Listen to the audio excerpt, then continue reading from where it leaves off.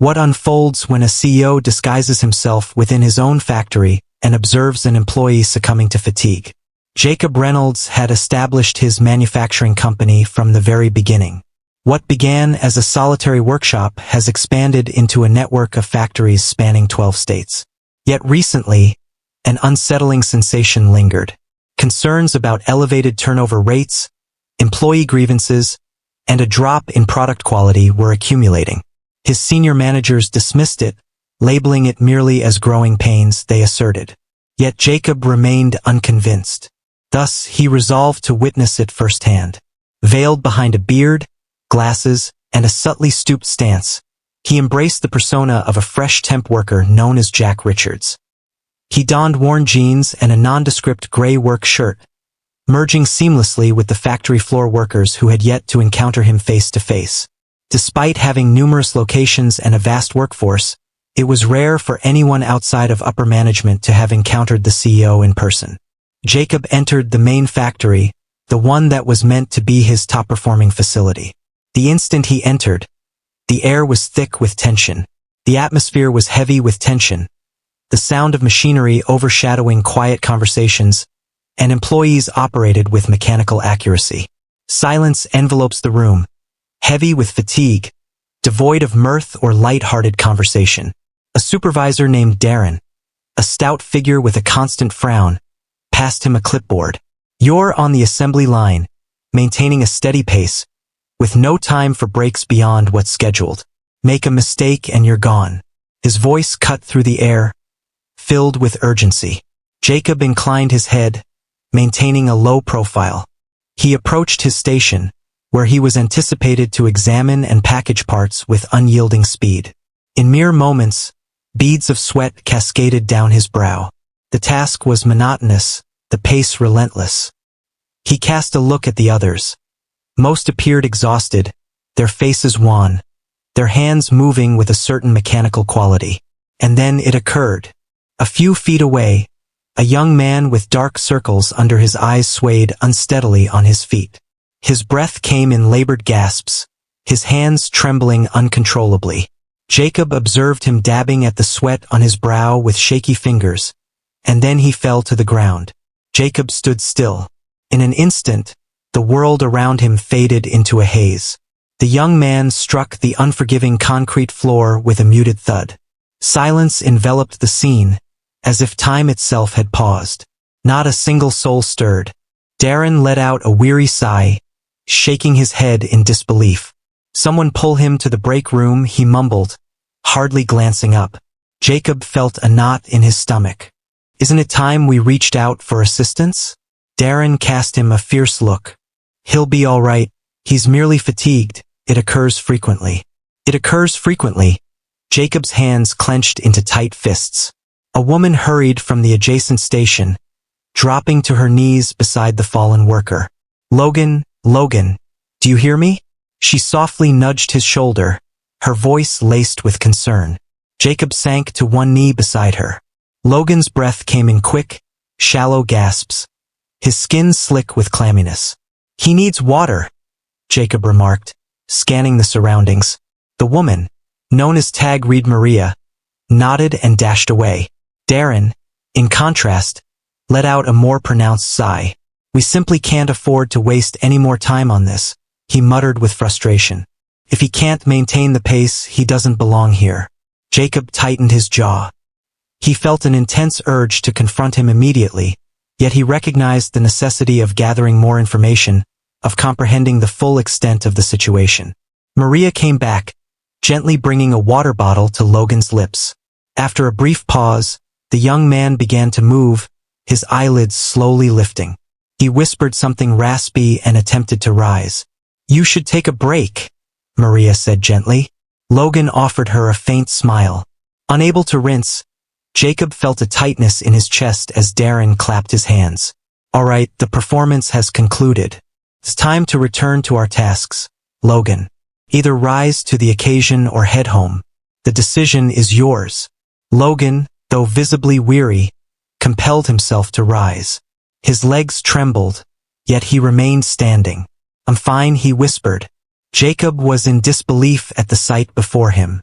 These individuals were pushed to their limits, regarded as mere cogs in a machine, and Darren remained indifferent. He craved a deeper understanding, a revelation of just how dire the situation had become. Yet, it was evident that this was his enterprise, and a grave misstep had occurred. Jacob steeled himself, maintaining his composure as he continued to embody his character. He needed to discover the extent of this journey. The shift stretched endlessly, and with each passing moment of observation, the situation deteriorated further. Laborers exchanged few words, their expressions marked by fatigue. The conveyor belts continued their relentless pace, while the supervisors shouted commands, indifferent to the individuals operating the machines. The brakes were hurriedly applied. The cramped, poorly illuminated break room featured just a few chairs, compelling numerous employees to eat while standing or huddled against the walls. The vending machine stood half empty, while the water dispenser was on the verge of running dry.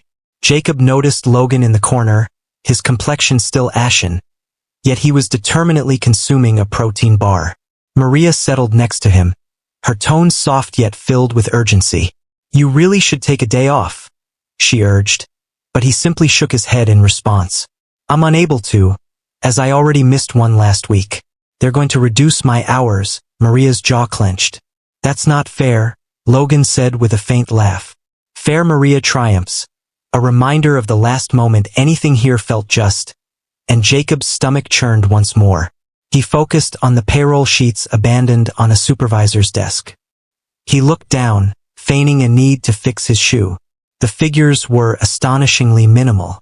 The compensation for these workers hovered just above the minimum wage, and the overtime pay seemed to fluctuate in a rather questionable manner. A young employee, barely past his teenage years, entered the break room with his gaze cast downward. He paused briefly before whispering, "Darren wants you back early." Maria raised her gaze. The young man shrugged, indicating that we still had 5 minutes to spare. He claims we're lagging. Jacob trailed behind Maria and Logan as they exited. Darren lingered by the production line, arms folded, his expression one of impatience. "Let us proceed.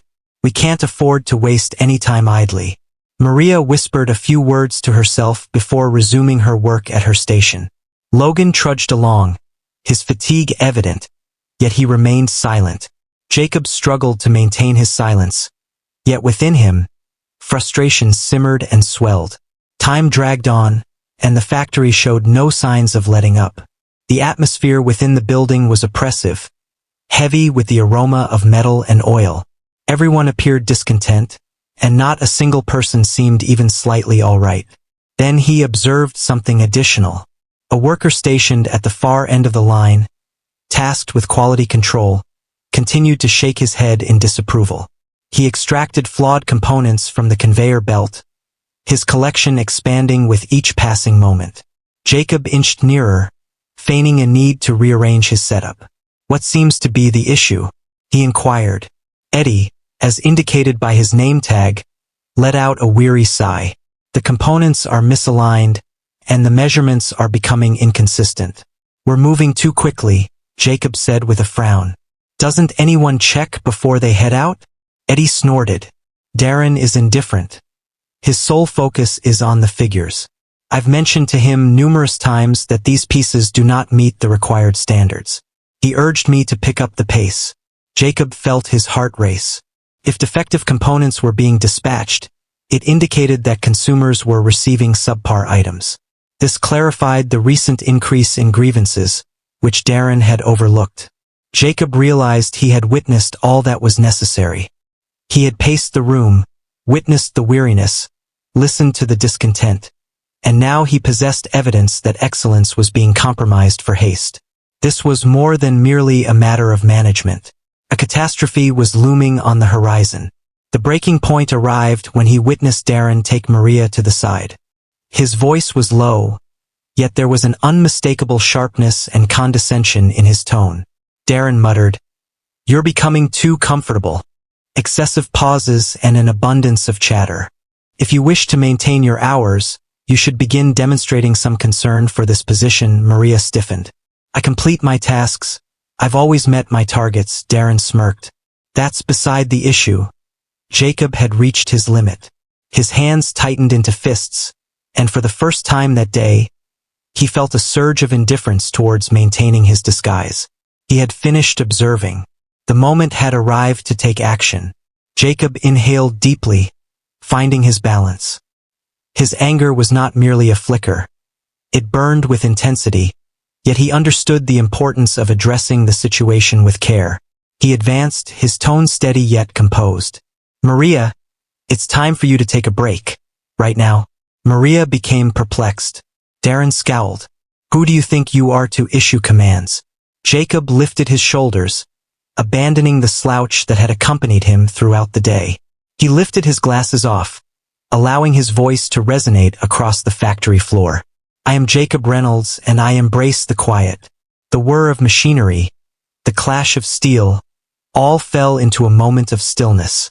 Workers stood still, their eyes growing wide, while Darren's complexion faded to a ghostly hue.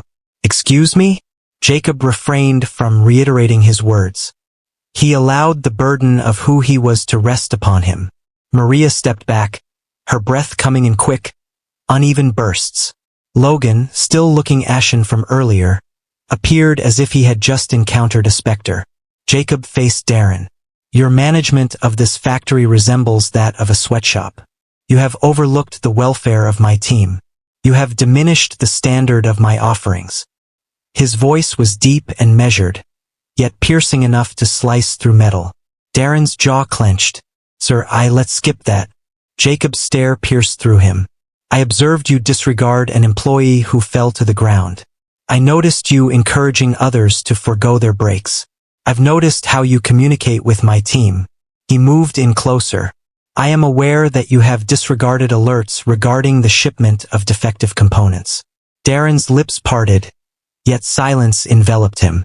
His typical arrogance had disappeared. Jacob averted his gaze from him, focusing on the workers instead. "How many of you have experienced unjust reductions in your hours?" A handful of uncertain hands were raised. Then additional. Jacob gave a slight nod. "How many among you have brought up concerns about the work environment only to be met with silence?" Additional assistance.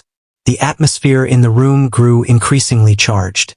Workers exchanged glances, their fear transforming into a feeling that resembled hope. Jacob glanced over his shoulder at Darren. "For 3 years you have held the reins here. During that period, turnover has surged, complaints have increased threefold, and productivity has declined. Now I understand the reason behind it." Darren gulped nervously. "I was merely adhering to the path laid out before me. Your focus was on your own interests, disregarding the company's, mine, and certainly those of these individuals." Jacob's voice remained steady, yet it conveyed everything it needed to. Each word held significance. He gestured towards a supervisor positioned by the entrance, the sole individual who had not appeared entirely apathetic throughout the day. "Retrieve Darren's keys. He has completed his time here." The supervisor blinked, then rushed over. Darren stammered, his assurance fading away. "You cannot simply—" "I can." Jacob's tone was definitive, allowing for no debate. "Indeed, I am." Darren's expression soured, yet he understood he had no solid footing to argue from. With a heavy heart, he surrendered his keys. Jacob observed as the security personnel guided him to the exit. The factory floor was enveloped in silence, each worker absorbed in the weight of recent events. Jacob then redirected his attention to the employees. "From this moment forward, a transformation begins. Say goodbye to mandatory overtime. Concerns will no longer be overlooked. It's time to stop viewing individuals as mere automatons." A whisper rippled across the gathering. Some appeared doubtful, while others seemed tentatively optimistic. Jacob motioned in Maria's direction. "I noticed you keeping an eye on your colleagues. I seek individuals like you in roles of leadership." He locked eyes with her. "Are you ready to take on the challenge?" Maria's eyes grew large with surprise. She paused for a moment, then straightened her posture. "Is it worth it if it leads to improvement?" "Indeed," Jacob acknowledged with a nod. "Excellent." He then shifted his gaze to Logan. Logan blinked, realizing he was heading home for the day, and he would be paid for it. I am still able to work. You don't need to drive yourself to the brink, Jacob remarked. A company should not be managed in that manner. He surveyed the surroundings, taking in the presence of the others. I will be here for the upcoming week. I will collaborate with you, hear your worries, and address any issues that arise. A wave of astonishment swept across the audience. Jacob inhaled deeply. This was merely the start of his journey. For the first time in ages, he perceived his company in its true light, and he was determined to set things straight. The factory floor lay in silence, each worker's gaze fixed on Jacob, anticipation hanging thick in the air as they awaited the unfolding of events. He noticed the cautious glimmer of hope in their eyes, the skepticism lingering beneath the surface. Change had been promised to them in the past. They had witnessed a parade of managers, each one passing through like a fleeting shadow, yet a leader positioned among them, collaborating closely, enacting tangible transformations. That was unprecedented. Jacob understood that mere words would fall short. He needed to demonstrate it. At the conclusion of the shift, he convened an urgent meeting with the other supervisors still present. Many of them remained rigid, uncertain of what lay ahead. A handful appeared anxious, probably contemplating whether additional dismissals were on the horizon. Maria was present too, positioned near the front, her hands neatly folded on the table while her posture remained resolute. Jacob acted swiftly. He stated that he is putting immediate changes into effect. Starting today, everyone is entitled to take necessary breaks without losing any hours. Voluntary overtime will be compensated appropriately. Should I ever learn of another employee falling to the ground without prompt medical care, there will be consequences for those responsible. A handful of supervisors shared apprehensive looks. A man in his late 50s, Carl, who had dedicated over a decade to the company, cleared his throat. With all due respect, we have been facing significant pressure to fulfill our quotas. That's the reason things have been managed in this manner. Jacob locked eyes with him. So how has that turned out? Output has decreased, employee retention is declining, and standards of quality are slipping. If this system were effective, we wouldn't find ourselves in this predicament. Carl averted his gaze, remaining quiet. Jacob pressed on. I am assembling a team to carry out confidential interviews with employees. I seek to gather insights straight from those on the ground about the current situation, our shortcomings, and the necessary changes ahead. Any supervisor who is discovered to be intimidating or silencing employees will be dismissed. A younger supervisor, a woman named Rachel, lifted her hand with a touch of hesitation. Are we considering wages as well? Jacob gave a slight nod. Indeed, I have already retrieved the payroll records. The view does not please me. That will be different soon. Maria adjusted her posture in her seat. What are the circumstances like? The sweltering heat and the absence of adequate cooling in the break room. Jacob acted without a moment's pause. We will begin addressing that tomorrow. Prioritizing worker comfort is essential. No more shortcuts. This space ought to be secure and comfortable, transcending mere functionality. A palpable shift in the atmosphere enveloped the room. Some supervisors appeared hesitant, yet others, like Maria, Rachel, and even Carl, seemed to be absorbing the reality that genuine transformation was underway. By the next morning, Jacob returned to the factory floor, no longer in disguise but as his true self. He traversed the stations, engaged with the employees, and meticulously recorded their concerns. He observed as the new temporary supervisor, Maria, assumed her position.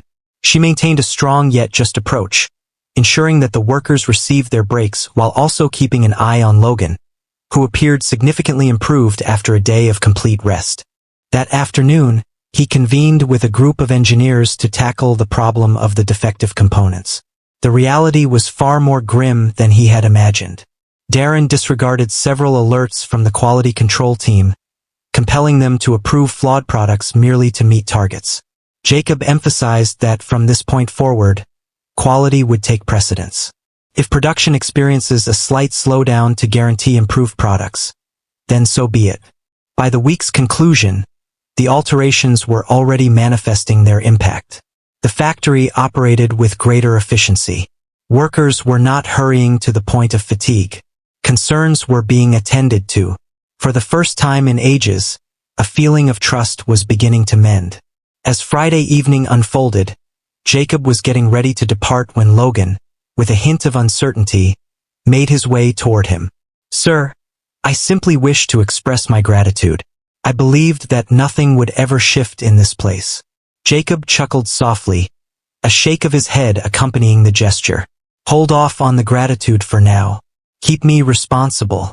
If anything begins to falter again, I want to be informed."